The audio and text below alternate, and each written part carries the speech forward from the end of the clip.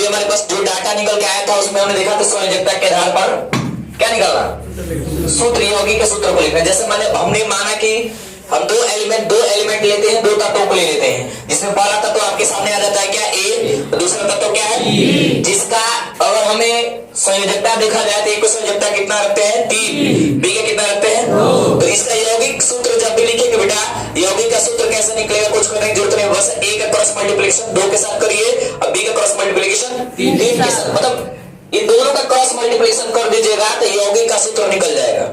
तो यौगिक का सूत्र आपके पास कितना होगा, ए से 2 में मल्टीप्लाई करेंगे क्या होगा, A2, और बी से 3 में मल्टीप्लाई करेंगे तो B3।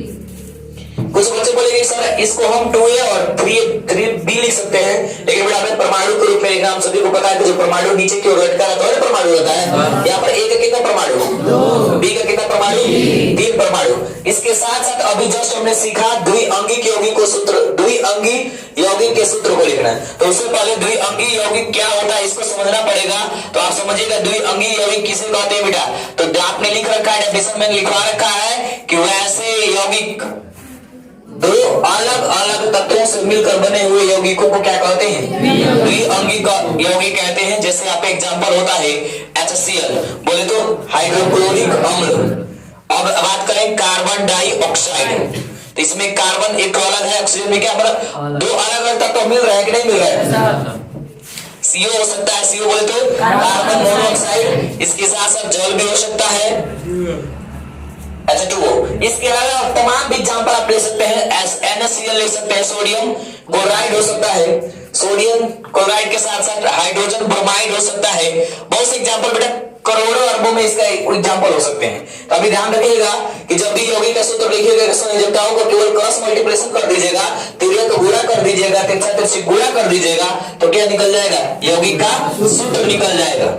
अभी आपका 9th क्लास है तो थोड़ा सा बेसिक आप सीख रहे हैं, जैसे जैसे हायर क्लास में जाते जाएंगे आप एडवांस लेवल में पहुंचते चल के एडवांस में पहुंच जाएंगे। द्विअंगी यौगिक किस क्लियर करिएगा, अर्थात आप में कह सकते हैं कि वैसे यौगिक जिसमें दो अलग अलग तत्वों से मिलकर जो यौगिक बना होता है उस यौगिक को क्या कहते हैं, द्विअंगी कहते हैं। लेकिन इसको शॉर्ट में डेफिनेशन याद रखिएगा, और डेफिनेशन क्या होगा, दो अलग अलग तत्वों से मिलकर बने हुए यौगिक को क्या कहते हैं, द्विअंगी यौगिक कहते हैं। HCl बोले तो क्या होता है, हाइड्रोक्लोरिक अम्ल, CO2 बोले तो कार्बन डाइऑक्साइड, CO बोले तो कार्बन मोनोऑक्साइड, H2O बोले तो जल, NaCl बोले तो सोडियम क्लोराइड, HBr बोले तो हाइड्रोजन ब्रोमाइड।